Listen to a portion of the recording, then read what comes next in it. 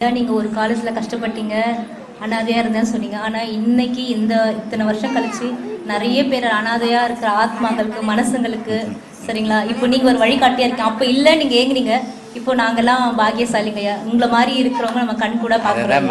அதுதான் நான் பல முறை வருத்தப்பட்டது உண்டு, கண்ணீர் விட்டது கூட உண்டு.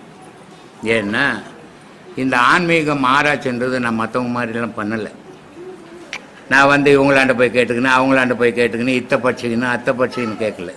நானாக சுயமாக ஆராய்ஞ்சேன். அதை எது உண்மை எது பொய், என் துன்பத்துக்கு காரணம் கடவுளா நானேவா, இல்லை என் துன்பத்துக்கு காரணம் என் தாய் தகப்பனா, இல்லை நானேவா, இப்படி ஆராய்ஞ்சி ஆராய்ஞ்சி ஆராய்ஞ்சி ஆராய்ஞ்சி அந்த உண்மைகளை எடுத்ததால் தான் இன்றைக்கி இந்த உலக மக்களுக்கு என்னால் முடிஞ்ச அளவுக்கு அந்த உண்மையை சொல்லின்னுக்கிறேன்.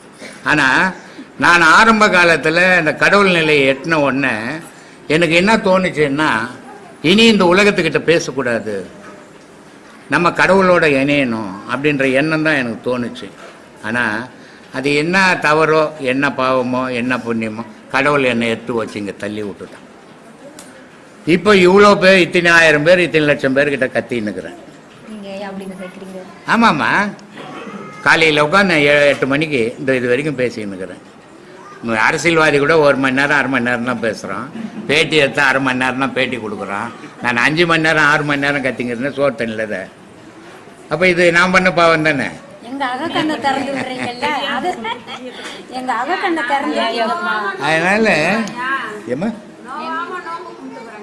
அதனால கடவுள்ன்றது ஒரு புனிதமான பொருள்.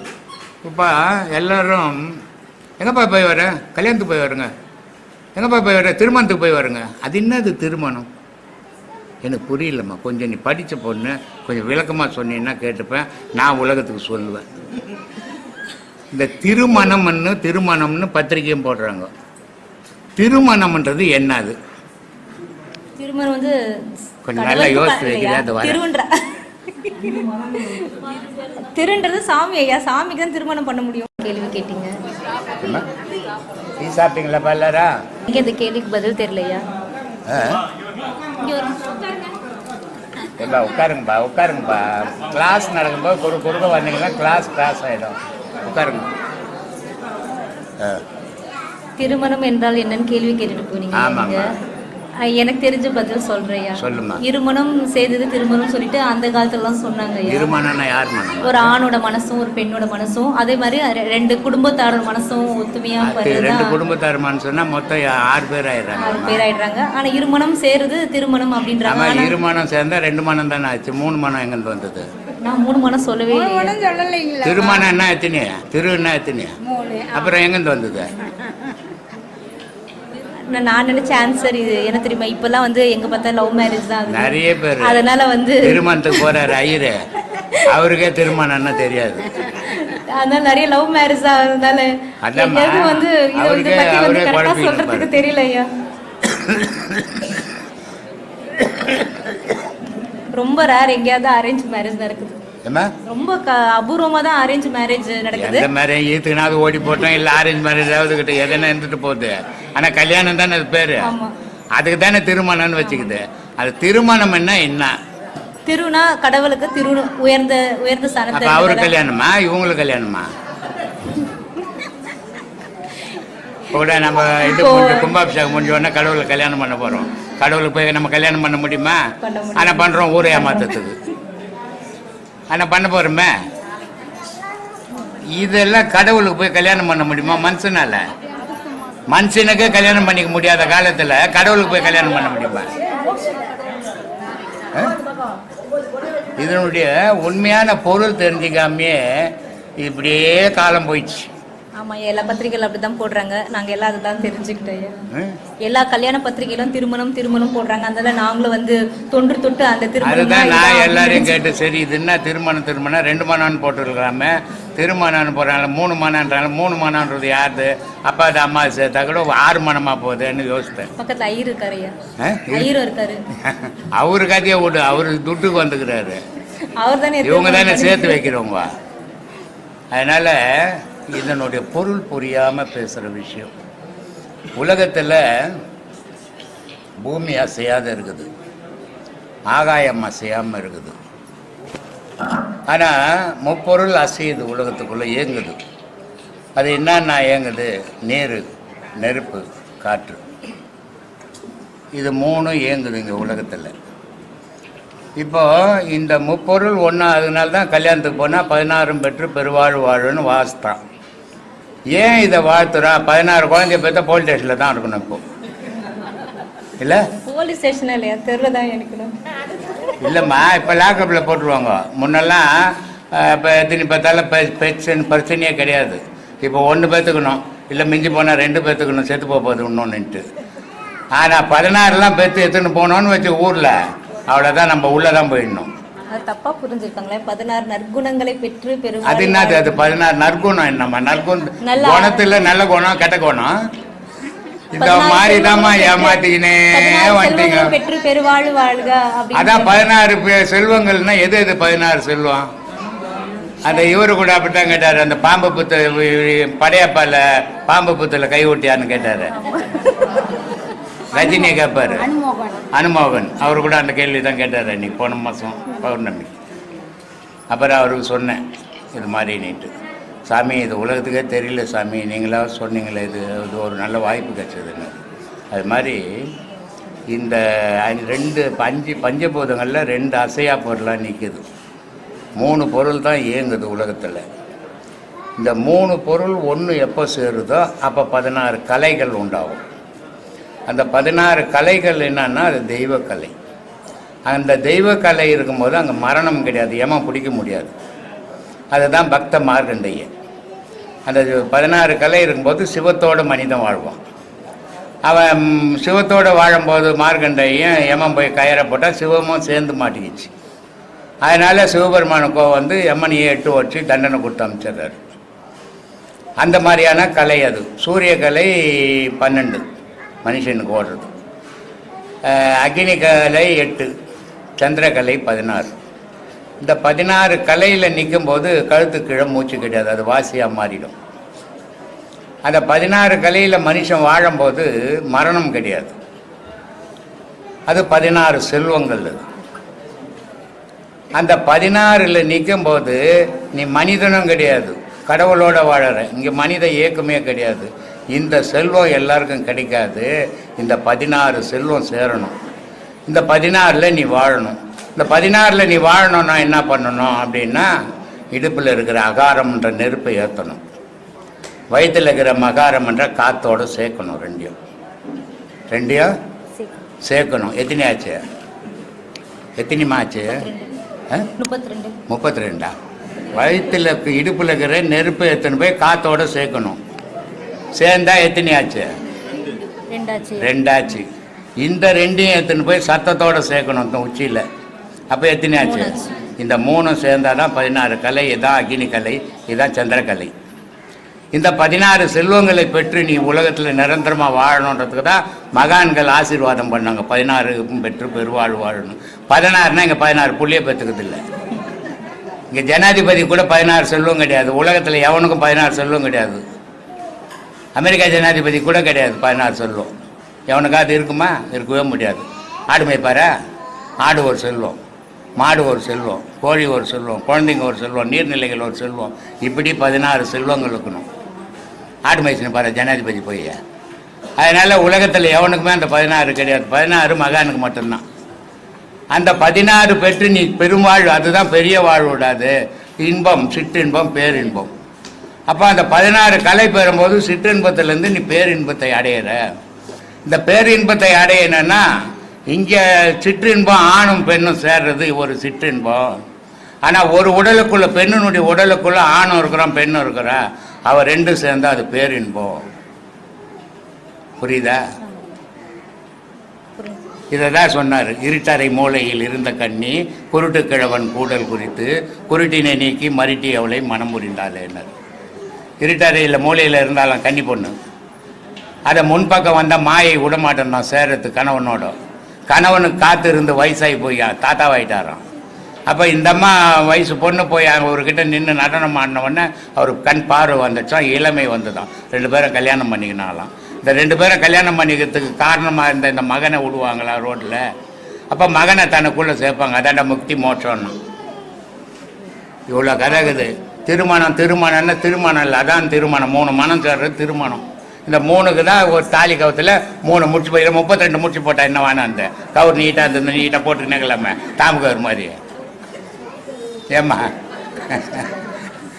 அது ஏம்மா 3 முடிச்சு போடணும்? இந்த 3 முடிச்சு ஒரு கடவுளுக்கு, அம்பாளுக்கு ஒரு முடிச்சு, மகாவிஷ்ணுக்கு ஒரு முடிச்சு, சிவனுக்கு ஒரு முடிச்சு. இது 3 சேர்ந்தால் திருமணம். திருமணம் சேர்ந்தால் பெரும் வாழ்வு.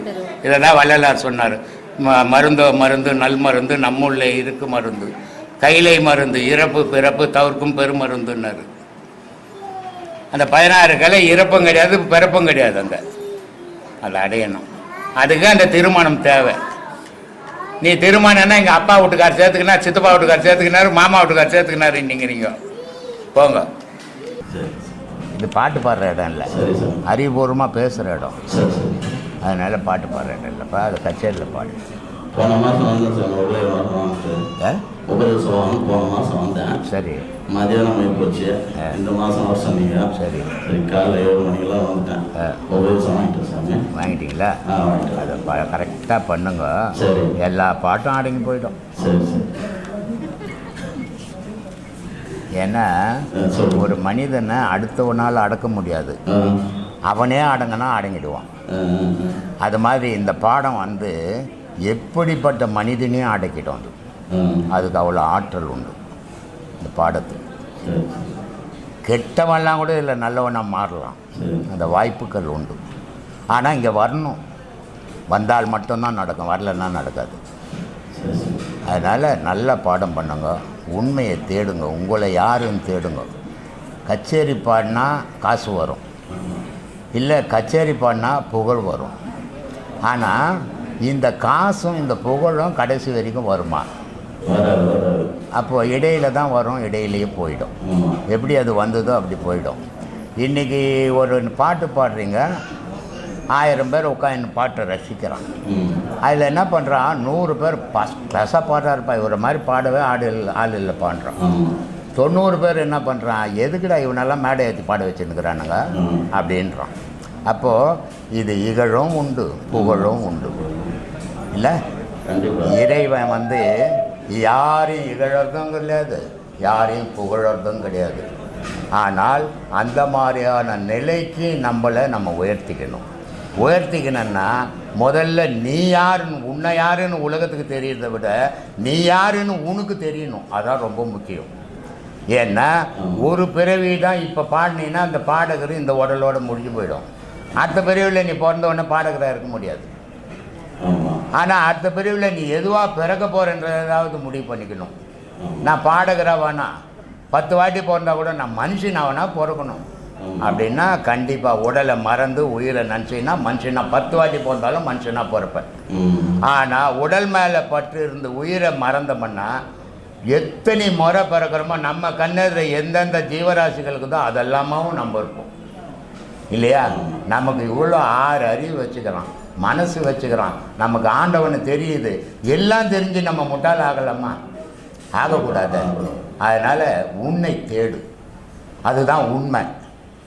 மீறி இந்த உடல் பொய். அதனால தான் சொன்னான், காயமே இது பொய்யடா சிவ காற்றடித்த பையடா, மாயனாராம் கொயவன் செய்த மண்ணு பாண்டம் ஓடடா, வெந்த சோத்தையும் நொந்த காய்கறியும் போட்டடைத்த பையடா, உளுத்த நரம்பையும் வெளுத்த உளுத்த உடலையும் வெளுத்த நரம்பையும் இழுத்து கட்டிய கூடடான்னு.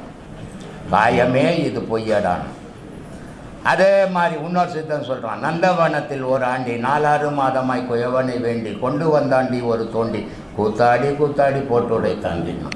பாட்டு பாடின மேடேறி கச்சேரி பண்ண ஊரில் என்ன மாரி ஆளே கிடையாது, தம்மன்னு பத்துக்கணும் ஒரு நாள். ஆனால் என்ன தெரியாதே வாழ்ந்தேன், என்ன தெரியாதையே செத்தேன். இதுவா மனித வாழ்வு? இது இல்லை. நாம்ன்றது யார்? நான் எதுக்காக பிறந்தேன், எதுக்காக சாகணும்? நான் பிறந்து சாகிறதுக்கோசம் எனக்கு பிறப்பு வேணுமா? அதுக்கு என்ன சாதிச்சேன் இந்த உலகத்தில் நான்? அதை யோசி, அது உனக்கு பயன். தர்மம் சொல்லி தர்மத்தோட அப்பா ரயில்வே சாமி சொல்லு. 92 ரிட்டையர்ட் ஆனார். அவரும் இறந்துட்டாரு. ஷெஃபில் இருந்தார், சி ஷாப்பில் பெயிண்ட். எங்கள் அப்பா கூட இறந்து போட்டாருப்பா. இறந்துட்டார். கூட வருத்தமாக தான் இருக்குது. என்ன பண்ணுறது, அவரை போய் எழுப்பலான்னு பார்க்குறேன், எழுப்பவே முடியல. அப்பா என்ன செத்து தான் பார்க்கணும். அப்போ தான் புள்ளு அப்பாவாக முடியும். குரு செத்தா மோட்சம்னு சொல்லிக்கிறான் தெரியுமா? அது என்ன அர்த்தம் தெரியுமா? சொல்லுங்க சாமி. சொல்லுப்பா, நீ தான் சொல்லணும். நீங்கள் தான் சொல்லணும். உங்கள்கிட்ட தான் நான் ஞானத்தை தெரிஞ்சுக்குவேன். மனுஷனுக்கு பிறப்புலேருந்து இறப்பு வரைக்கும் மனம்தான் குரு. மீதி நான் குரு கிடையாது. படிப்பு சொல்லி கொடுத்தவன் குரு கிடையாது. அப்பா அறிவை சொல்லி கொடுத்தவனும் குரு கிடையாது. இந்த மனசு தான் குரு. அந்த மனம் என்ன சொல்லுதோ அதை தான் நம்ம செய்துன்னுக்குறோம். இது சாகனமா, இது செத்துதுன்னா உனக்கு மோட்சமா. ஆனால் இது இருக்கிற வரைக்கும் நாசனமா நீ. அதனால் மனசை கொல்ல முயற்சி பண்ணுங்க. ஆனால் அவ்வளோ சீக்கிரம் கொல்ல முடியாது. அதை கொல்றதுக்கு முயற்சியாவது பண்ணுங்க. உங்களுக்கு மோட்சத்துக்கு வழிவகுக்கும். கண்டிப்பாக சாமி. ரொம்ப சந்தோஷம். வா சாமி. ஐயா கல்பாக்கத்துலேருந்து வரேங்க ஐயா. சொல்லுங்க. நாங்கள் வந்து இறைவன் வந்து ஜோதி வடிவமாக இருக்கார் கண்கள் அப்படின்னு யார் சொல்கிறாங்க. சொன்னது? யார் சொன்னது? இல்லை சொல்கிறாங்க ஐயா, அதனால் கேட்குறேங்க. அப்போ அவங்கக்கிட்ட கேட்கணும். ஏன்பா ஜோதி வடிவமாகிறாருன்றியே, அது எப்படிப்பான்னு காட்டுப்பான்னு போய் கேளு. அவங்க சொன்னாங்கன்னு என்கிட்ட சொல்லக்கூடாது. நான் சொன்னதை கேளு, பதில் சொல்கிறேன். அதுதாங்க உங்ககிட்ட தாங்க விளக்கம் கேட்குறதுங்க. இல்லைப்பா, எவனோ சொல்கிறதுக்கெல்லாம் நான் ஏன் விளக்கம் கொடுக்கணும்? இல்லை அவங்க சொல்கிறது இல்லைங்க. சொல்லு. அந்த ஜோதி வடிவமாக இருக்காருன்னு சொல்கிறாங்க ஐயா. அதில் அது எப்படி விளக்கம் அப்படின்றத கேட்குறேங்க. ஜோதின்னா ஒளின்னு தெரியாது அவனுக்கு. சூரியன் யார் செய்தது? யாரும் செய்யலைங்க. அது என்னவா இருக்குது? அது ஒளியாக இருக்குங்க. அதான் கடவுள். சரிங்க. ஜோதின்னா இந்த லைட்டில் ஆப்பாவும் அணையும். சரிங்க. அது ஆப்பாவாது. அது ஆப்பாச்சுன்னா உலகம் ஆப்பாயிடும். அதான் ஜோதி வடிவம். சரிங்க. அந்த மாதிரி 1000 ஜோதி வடிவத்தில் இருக்கிறான் கடவுள். அதை உன் கண்ணால் பார்க்க முடியாது, கண்ணு போடும். மின்னல் வருதில்ல, இடி விழுந்து, அந்த மின்னலை பார்த்தீங்கன்னா கண்ணு போதில்ல. அப்போ இந்த சூரியன் மாதிரி 1000 மடங்கு சூரியத்தை நம்மளால் பார்க்க முடியுமா கண்ணால்? முடியாதுங்க. இந்த உடலால் பார்க்க முடியாது. இந்த உடல் தீஞ்சு போயிடும். இடி விழுந்தா தீஞ்சு போதில்லை உடம்பு. ஆமாங்க. கரண்ட்டில் மாட்டிக்கிற மாதிரி ஆகி போதில்ல. அந்த மாதிரி கடவுளை பார்க்கும்போது நீ அந்த நிலைக்கும் போயிடுவேன். அதனால் அதுக்கு ஒரு கண் இருக்குது. அந்த கண்ணில் பார்க்கணும். பார்த்தா தான் தெரியும். சும்மா நான் ஜோதி வடிவில் இருக்கிறேன், வீட்டில் கொண்டு விளக்கு கொளுத்தணும், ஜோதி தான். கடவுள் தானே கும்பிட்டுங்கிறோம். கோயிலில் விளக்கு கொளுத்திட்டு கும்பிட்டுன்னுக்குறோம். அவன் சர்ச்சில் மெழுகுவத்தி கொளுத்திட்டு கும்பிட்டுன்னுக்குறான். மசூதியில் ஊதுவத்தி கொளுத்திட்டு கும்பிட்டுங்கிறான். மொத்தத்தில் ஒளியை தான் கும்பிட்டுங்கிறான் எல்லா மதத்துக்காரனும் இல்லை. ஆனால் அது என்னான்னு தெரிஞ்சுக்கல. அதனால் பாடம் நல்லா பண்ணு. சும்மா நான் கேள்வி கேட்டுட்டா தெரிஞ்சுக்க முடியாது. கேட்கலங்க. ஒரு இதுக்காக கேட்டேங்க. அதான் கேட்கறது நல்லது தான். பாடம் வாங்கின்னு பாடம் பண்ணிக்கின்னு கேளு. ஐயா கிட்ட கேட்டாக்க விளக்கம் கிடைக்கும் அப்படின்றதுக்கு. அதுதான் சொல்கிறேனப்பா. சூரியன் தான் கடவுள். சூரியன் இல்லைன்னா இங்கே ஒன்றுமே நமக்கு தெரியாது. யார் உட்காந்துங்கிறாங்கன்னு நீங்கள் தெரியுமா? சரிங்க. தெரியாது. அப்போது ஒளி தான் நமக்கு காட்டி கொடுக்குது. சரிங்க ஐயா. இல்லையா? இருள் தான் மறைக்குது இல்லையா? ஒளியும் இருளும் இல்லாத ஒரு இடம் இருக்குது. அந்த இடத்துக்கு போகணும். ஞானிக்கு அபிராம பட்டருக்கு அமாவாசைக்கு ராஜா போகிறார் கோயிலுக்கு. என்னப்பா இன்னைக்கு என்ன நாளுப்பான்றார். அமாவாசை. ஆனால் அவர் சொல்கிறார் பௌர்ணமின்றார். ராஜா சொல்கிறான்னா ஏன் அமாவாசையை போய் இவன் பௌர்ணமின்றான்? இல்லை அவனுக்கு மென்டல் ஆகிட்டான் அவன் அப்படின்ட்டாங்க. புச்சின்னு போய் கட்டி போட்டு பௌர்ணமின்னு இன்றைக்கி காட்டலன்னு சொன்னால் உன்னை கண்ணை குத்தி போட்டு உண்டான்றான். கண்ணு போன பிறகு என்ன பண்ணுறது? பார்க்க முடியாது. அதனால் சொல்கிறான் பதில் சொல்லடி அபிராமின்றான். நான் சொன்னேன், உண்மையை தான் சொன்னேன். ஆனால் அவன் இருட்டில் இருந்துக்குன்னு இருள் அமாவாசைன்னு சொல்லிங்கிறான். இப்போ அவனுக்கு நீ ஒளி வடிவத்தை காட்டு அப்படின்னா வானத்தில் மூகத்தை கழட்டி போட்டு ஒளி வந்துடுச்சு. பௌர்ணமி நிலவு வந்துடுச்சு. அப்போ இந்த ஆள் சொன்னது, அபிராம் பட்டர் சொன்னது பௌர்ணமின்னு, இது கரெக்ட் தானே அப்படின்னு அரசன் ஒத்துக்கணும் இல்லை? அப்படி தானே கதை? அப்படி தானேப்பா. ஆனால் அதனுடைய பொருள் என்ன? ஞானிக்கு இரவு பகல் கிடையாது. அமாவாசை பௌர்ணமி கிடையாது. அஞ்ஞானிக்கு அமாவாசை இருக்குது, பௌர்ணமி இருக்குது இல்லையா? அரசன் வந்து அஞ்ஞானி, அவன் இருட்டில் வாழ்ந்துன்னுக்கிறவன். ஞானி வெளிச்சத்தில் வாழ்ந்துன்னுக்கிறவன், அவனுக்கு இருளே கிடையாது. அதனால் பட்டினத்தார் ரொம்ப அழகாக ஒரு வார்த்தை சொல்லுவார். சூடு சொர்ணம் இல்லாத ஜென்மத்துக்கெல்லாம் உரைக்கிற மாதிரி சொல்லுவார். 8 திக்கும் 16 கோணமும் எங்கும் ஒன்றாய் முட்டி ததும்பி முளைத்தோங்கும் சோதியை மூடரெல்லாம் கட்டி உருட்டி தம் மக்கத்தில் வைத்தார் கருத்தில் வையார். பட்ட பகலை இரவென்று கூறிடும் பாதகரேன்றான். ஏன்னா நம்ம இருட்டில் வாழ்றதுனால நமக்கு அதான் தெரியும். மகான்கள் வெளிச்சத்தில் வாழ்ந்தாங்க, அவங்களுக்கு இருளே கிடையாது. அதனால அவங்க சொன்னாங்கப்பா. அந்த மாதிரி நிலைக்கு நம்ம போகும்போது தான் அது தெரியும். கீழே இருந்துக்குன்னே மேலே ஆகாயத்தை பார்க்கணும் முடியாது. அதனால மேலே போட்டு முயற்சி பண்ணுங்க. சரிங்க, அது தெரிஞ்சு. ஒரு விதையை எந்த விதையை விதைச்சாலும் எந்த செடியை நட்டாலும் அதுலேருந்து இன்னொரு செடி அதே செடி தான் வருது. கோதுமை நட்டால் கோதுமை, நெல் நட்டால் நெல், இது மாதிரி தான் வருது. ஆனால் மனித உயிர்கள் பிறக்கும் போது ஒன்றும் ஒவ்வொரு மாதிரியா இருக்குது. நீங்கள் சொன்னீங்க ஞானி, மெய்ஞானி, விஞ்ஞானி அப்படின்னு பல விதங்களில் சொல்கிறீங்க. அப்போது இந்த தோற்றம் எப்படிப்பா அப்படி வேறு வேறையாக வருது? இல்லை அது வந்து மனிதனுடைய படிநிலையில் அவன் முன்னேறி கர்ம யோகம், அதுக்கப்புறம் பக்தி யோகம் சொன்னீங்க, அதுக்கப்புறம் இந்த யோகம் சொல்லிட்டு அவங்க ஞானி ஆகிடுறாங்க. இப்போ மோடி இருக்கிறாரு, அவருக்கு என்ன பேர்? மோடியா? பிரதமர். இந்த தமிழ்நாட்டை எடப்பாடிக்கிறார், அவருக்கு என்ன பேர்? முதல்வர். மனுஷன் தானே, அவருக்கு ஏன் முதல்வர்னு சொல்லணும்? மனுஷன் சொன்னா என்ன? ஆனால் அவங்க அந்தந்த பதவியில் இருக்காங்க. அதாம்மா, இந்த பதவி தான். அவன் ஞானின்ற மகான்ன்றவன் மனித நிலையிலிருந்து உயர்ந்து போயிட்டு மனுஷன் தான் அவன். அந்த மனுஷன் மனித நிலையிலிருந்து உயர்ந்து போனதால அவனுக்கு மகான், சித்தரு, ஞானின்னு பேர் வச்சுக்கிறான். அவனுடைய நிலைகளை தான் சொல்றோம். இப்போ பிரதமர் மோடி தான் அவரு. ஆனால் பிரதமர்னு எப்படி சொல்றோம்? அவர் நிலை. எடப்பாடின்னு சொல்லலாம், முதலமைச்சர்னு எப்படி சொல்றோம்? நிலை. சித்தர்களுடைய நிலை. மனுஷன்தான், ஆனால் அவங்களுடைய நிலை உயர்ந்ததால அந்த உயர்ந்த நிலையை அவர் மகான் போறாருங்க, அவர் ஞானி போறாருங்க, அவர் சித்தர் போறாருங்கன்னு சொல்றோம். மனுஷன் தான், ஆனால் அவள் உங்களுடைய நிலையே சொல்றோம். இவ்வளவுதான் வித்தியாசம். அப்போ ஒரு ஞானியை மட்டும் உலகத்துல பிறக்க வைக்க முடியாது, நிறைய நல்லவர்களையே பிறக்க வைக்க. யாரும் நல்லவர்களையே பிறக்க வைக்கிறதோ கெட்டவர்களையே பிறக்க வைக்கிறதோ இல்லை. நீயா பிறந்துன்னுக்கிற, நீயா கெட்டவனாவும் நல்லவனாவும் மாறிக்கின்னுக்கிற. இதை யாரும் பிறப்பு உண்டாக்குறதே கிடையாது. ஒரு தாய் தகப்ப இந்த உலகத்தில் இல்லைன்னா பிறப்பு வருமா? அப்போ கடவுளுக்கிறாரு ஏன் பிறக்கல வைக்கலன்னு சொல்ல முடியுமா? தாய் தகப்பன் தான் உண்டாக்குறாங்க. பிறக்கிறது நீ நானும் செய்த பாவத்துக்கு ஏற்ற மாதிரி நம்ம அனுபவிச்சுன்னுக்கிறோம். இதுக்கு கடவுளுக்கே வேலை இல்லை.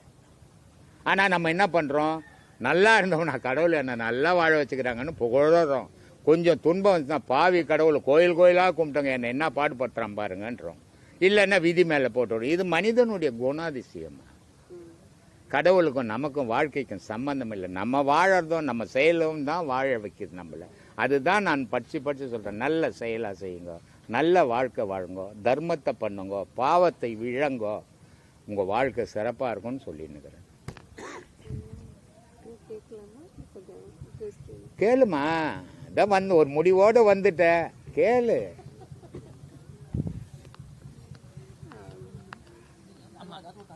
ஒவ்வொரு சமயத்திலையும்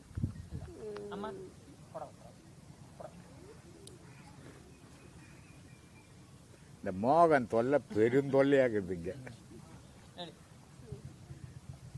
ஒவ்வொரு சமயத்திலையும் நீங்க தாய், மாதா, பிதா, குரு, தெய்வம் சொன்னீங்க. உண்மையில் எல்லாரும் அம்மா அப்பா அதெல்லாம் கும்பிடுறோம். அதுக்கப்புறம் உலகத்தை பற்றி தெரிஞ்சுக்கணும், இதைங்க கற்றுக்கணும் அப்படிங்கும்போது குருக்கிட்ட போகிறோம். அதுக்கும் மேலே ஒன்று இருக்குது அப்படிங்கும்போது நம்ம கையில் ஒன்றும் இல்லை, எந்த கற்றுக்கிட்டாலும் அவனுடைய இதுதான் பெருசுன்னு சொல்லிட்டு கடவுள்கிட்ட போகிறதா சொல்கிறீங்க. ஒரு மனிதன் கடைசி நிலை கடவுள்கிட்ட அடைக்கலம் மாறான் அப்படின்னு. ஆனால் எல்லா இதுலேயும் வந்து அம்மா அப்பாவை வந்து தன்னுடைய மூதாதையர்கள்னு சொல்லிட்டு நீட்டாக கும்பிடுறாங்க, பெரியவங்களை கும்பிடுறாங்க, இறந்தவங்களை கும்பிட்டா கூட. ஆனால் ஒவ்வொரு மதத்துலேயும் ஒவ்வொரு சமயத்துலேயும் அந்தந்த குருமார்களை தான், அந்த சமயத்தின் பெரியவர்களை தான் பெரிய அளவில் கும்பிடுறாங்க. அவங்க சொல்கிற வழிமுறைகளை தான் பெருசாக எடுத்துக்கிறாங்க. அப்போ ஒரு மதத்துக்கும் ஒவ்வொரு நேரம் குரு தான் பெரிய நிலையில் இன்னைக்கு வணங்கப்படுறாங்க. அப்படி இருக்கும்போது நமக்கு வந்து குரு வழிகாட்டுறது தான் வாழ்க்கையா, அதுதான் சரியான நெறியா, இல்லை கடவுள் நினைவில் போற? எல்லா மதத்திலையும் குரு இருக்கிறாரு. சரி, உலகத்தில் சுதந்திரமான மதம் அப்படின்னா அது இந்து மதம். மீதி எல்லாம் இராணுவ கட்டுப்பாடு மாதிரி ம் மீதி மதங்கள்லாம். இந்த இராணுவ கட்டுப்பாடு மாதிரி இருக்கிற மதத்தில் குரு சொல்கிறது தான் கேட்கணும். ம் வேறு வழி கிடையாது, அவங்க அதை மீறி வர முடியாது. ஆனால் இந்து மதத்தில் அவனே அவன் கட்டுப்பாட்டில் இல்லை ம் இல்லையா? இப்போ நீங்கள் இருக்கிறீங்க, வாரத்தில் 7 நாள் வருது, வெள்ளிக்கிழமை வருது, ஒரு கிருத்திகை வருது. ஏங்க இன்னைக்கு வெள்ளிக்கிழமை, இன்னைக்கு கிருத்திகை, நான் சாமி கும்பிட்டு தான் மற்ற வேலையை பார்ப்பேன்னு பார்க்குறீங்களா? பார்க்கல. வீட்டு வேலையை, அந்த வேலையை, வந்தவங்க வேலை, போனவங்க வேலை எல்லாம் பார்த்துட்டு அப்புறமா நேரம் இருந்தால் கும்பிட்றீங்க, இல்லைன்னா அதை கூட விட்றீங்க, அடுத்த வாரம் பார்த்துக்கலான்றீங்க. அந்த மதத்தில் அப்படி கிடையாது. ஞாயிற்றுக்கிழமை ஆனால் சர்ச்சுக்கு அவன் போயே அவனை, இல்லைன்னா 4 ஞாயிற்றுக்கிழமை போலன்னா அவன் பேர் எடுத்துருவான். 4 வெள்ளிக்கிழமை மசூதிக்கு போய் நீ தொழுகை பண்ணியே ஆகணும், பண்ணலன்னா உன்னை விடமாட்டான். ஆனால் இந்த இந்துக்கள் எப்போ எவ்வாறு எதுவும் அவனுக்கு வேலை இல்லைன்னா சரி இங்கே இருக்கிறது அந்த கோயிலாண்ட போய் வரலாமேன்னு சாமி கும்பிட போகிறான். அப்போது ஒரு கட்டுப்பாட்டுக்குள்ளே வாழல், இவன் இஷ்டத்துக்கு வாழறான். அப்போ இது சுதந்திரமாக இருக்குது, அதெல்லாம் ஒரு கட்டுப்பாட்டுக்குள்ளே வாழுது.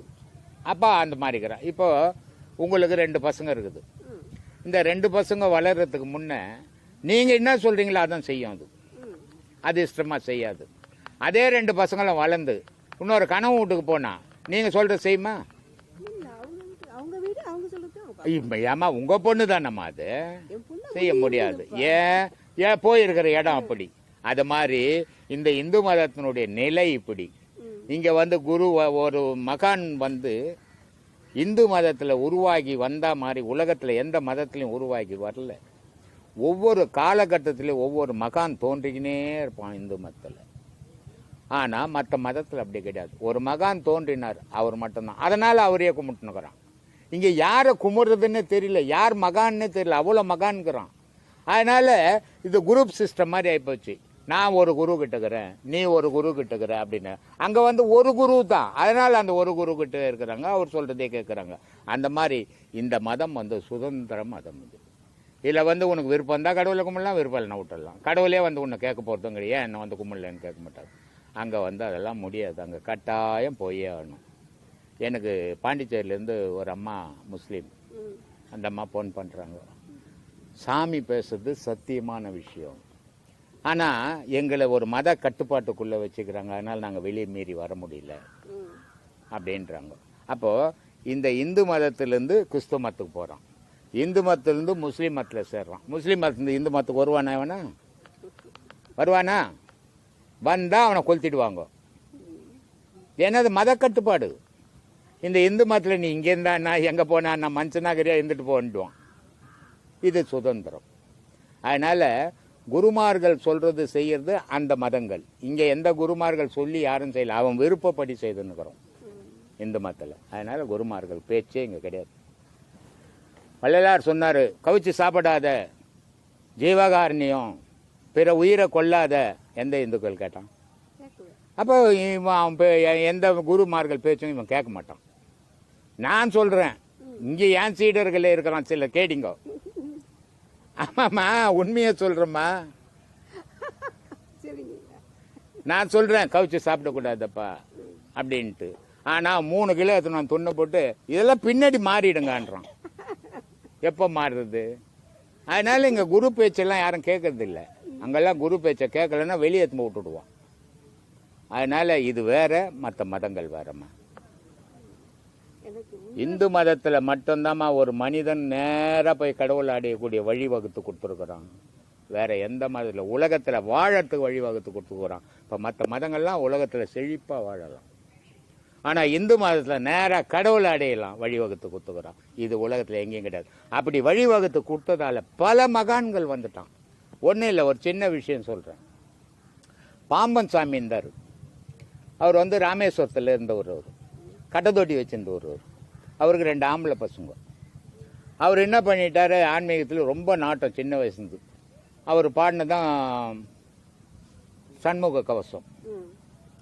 அவர் அங்கேருந்து என்ன பண்ணிட்டார், அவர் நண்பர் இங்கே பந்தத்து ஸ்ட்ரீட்டில் இருக்கிறார், கொத்தால் சவுடியாண்டு பாரிஸ்லன்னுட்டு வந்துட்டார். அவர் நண்பர் வீட்லேயே வந்துட்டார், தங்கிட்டார். அங்கேயே சாப்பாடுக்கு போட்டுக்கின்னு இருந்தாங்க. அங்கே பையன் செத்து போயிட்டான். எங்கள் ராமேஸ்வரத்தில் பையன் செத்து போயிட்டான். ஒரு அப்பா என்ன பண்ணுவான், உடனே அடிச்சு பிடிச்சின்ல ஓடணும்.